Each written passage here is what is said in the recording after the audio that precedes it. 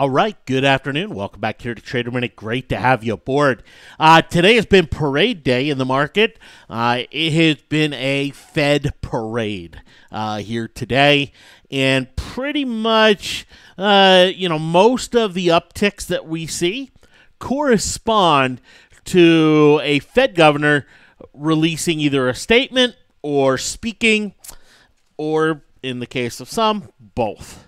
And I've posted into the feed throughout the day some of the comments, some of the things that have come out, and it's only a little bit of what I've posted is what's going on.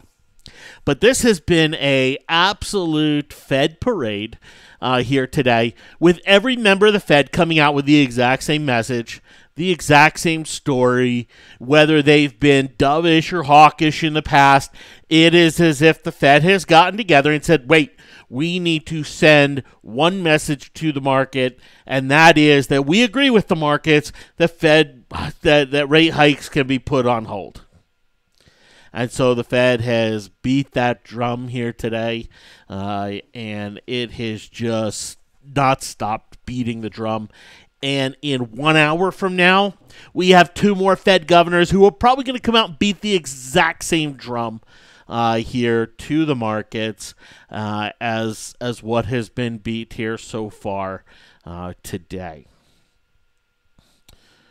It's created a nice little reversal in some of the banks. We've seen some of the banks, go from red to green. We saw J.P. Morgan earnings, and it's one where they kind of pulled the exact same thing as Citigroup yesterday, in pushing on higher here after their earnings report, back up over 100 here. Bank of America, reports here tomorrow, which you can see how it's kind of moved right along with. And, you say, well, wait, if the Fed's not going to raise rates, doesn't that hurt the banks? Well, no, right? No, because if we keep in mind the yield curve, and let me pull up the yield curve. And if you're not familiar with the yield curve, just quick version here is, when you talk about interest rates, different times or different maturity dates have different rates, right? If you go into the bank and you want to buy a CD, you get paid different amounts based on how long you invest your money. The idea is that the longer you invest your money, the more money you're going to make, right? And so this curve, referred to as the yield curve, is basically the 3-month interest rate, the 2-year interest rate, the 5-year interest rate, 7 years, so on and so forth, out to 30 years, right? And banks make money essentially by borrowing on the front end of the curve. CDs, savings, checking accounts, those types of things. They borrow on the front end of the curve and they lend on the back end of the curve, right? They do car loans, they do home loans, right? They do all sorts of business loans, longer term, right? So they borrow on the front end, lend on the back end, and essentially that's how they make their money, right? In a very simplified version. What happens if the front end of this curve goes up and the back end doesn't go up? And it's more expensive to borrow on the front end than the back end, where you get what's called an inverted yield curve, and banks can't make money, and banks have no incentive to lend. They have no incentive to borrow, no incentive to lend, and you see money flow in the economy kind of dry up, which sends the economy down. The Fed, when they raise rates, they control the front end of the curve. That's what they can push. They don't have direct control over the back end of this curve. They can't set these rates. They can't say, hey, we want the back end to be 4.5. These back ends are set by the market, and they're generally based on economic growth prospects, right? The better the economic growth prospects, the higher the interest rate. The lower the economic growth prospects, the lower the interest rate. And so one of the concerns of the market has been that the Fed just keeps on raising, and they've essentially been flattening this yield curve. It used to be, in fact, if we go back in time a little bit, let's just come back to last year at this time. The front end of the curve was down here, and the back end was up here. That's a nice yield curve. Banks can make money there. We go back even further in time. Here we go. Look at the front end. 2014, front end, back end up here. This is a healthy curve for banks. You go forward to today. What's the curve look like? It's flattening. This has been a big concern in the markets. And so the Fed not raising the front end anymore, right? It's what the markets need, because if they keep on raising without the back end going up, they will invert the curve. And they've already inverted the curve a little bit. We saw the 5-year actually dip below the 3-month here earlier or back in December. Now, it's since then has popped back up, but overall, the Fed not raising rates in this case is a benefit. Back here, the banks wanted the rates raised in hopes that a push on the front end would also push the back end up. It hasn't had that effect to the same degree that many had hoped for. So anyway, the Fed is basically saying, all right, we're going to stop pushing on a string here. And that's essentially what they've been doing. They've been pushing on a string, and they're in a position now where the curve is flattened, but it's still in a position where banks can make money. It's still not in an inverted position here, and if you subscribe to the whole idea that one of the big reasons the market sold off was because of the Fed and the Fed's insistence on raising rates, even when the yield curve wasn't responding the way the Fed expected to, then you look at the Fed parade today and you say, market's in the clear, market is extremely bullish, and it has a long way to run higher if the Fed isn't in its way. I think there's a really good argument to be made there. Trade war aside, right? Obviously, this pullback in the market has been a product of the Fed.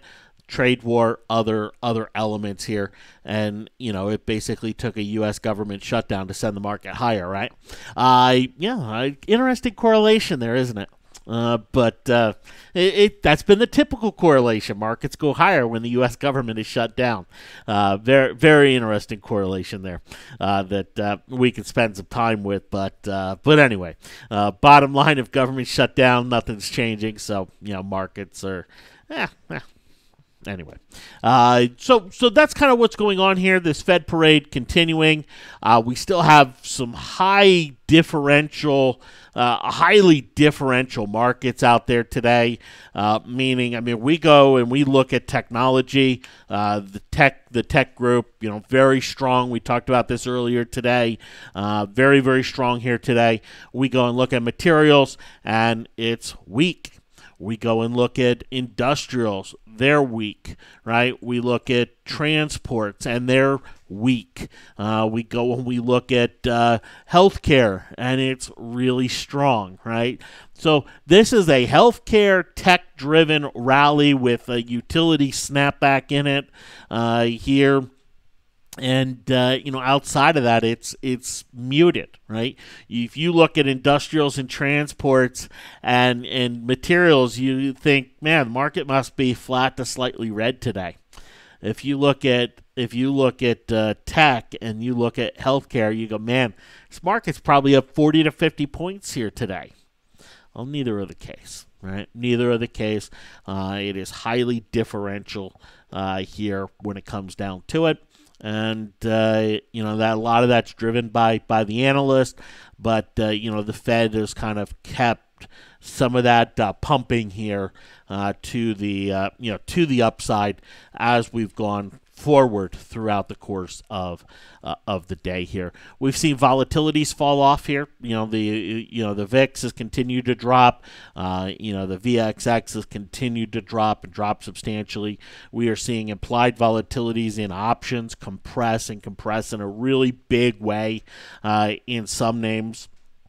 Where you're seeing many points coming off of the implied volatility or the IV there of the individual options, and that theme is going to continue. That's not going to be a theme where you go, oh, okay, that's just a today theme.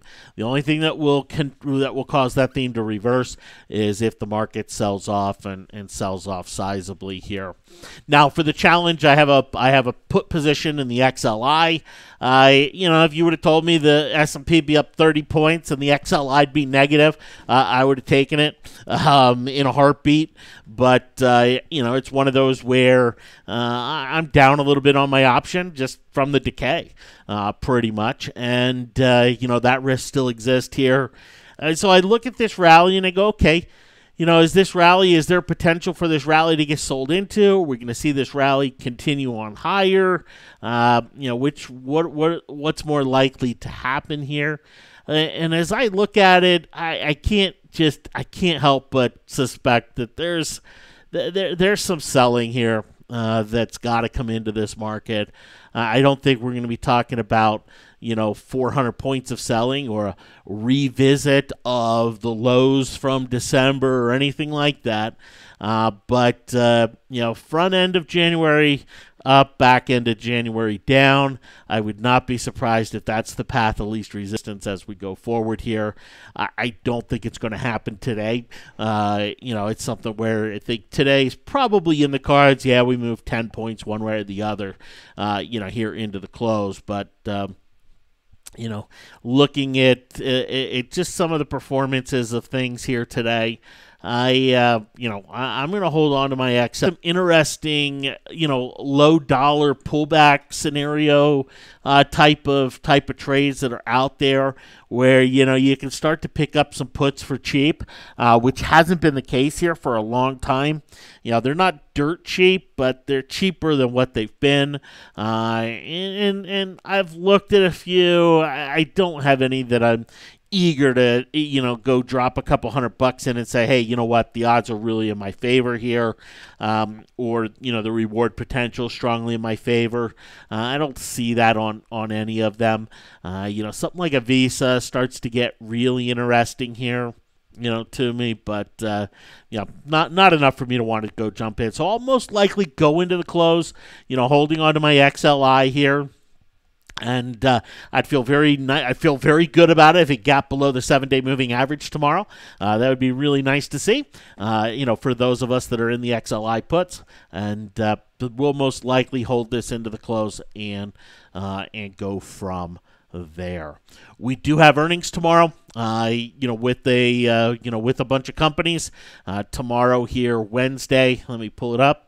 And we have Bank of America, General Mills, Kinder Morgan, CSX, Railroad, but that one's after the bell. So pretty much Goldman Sachs, not General Mills. Goldman Sachs, Bank of America, in the morning with a little bit of BlackRock and, some smaller banks. So, banks in focus here tomorrow morning when it comes to earnings. And we'll continue to kind of see this trickle of earnings come on in. We'll see United Airlines here after the bell today. Thanks for hopping on. Have yourselves a great one. We'll talk to you later. Take care.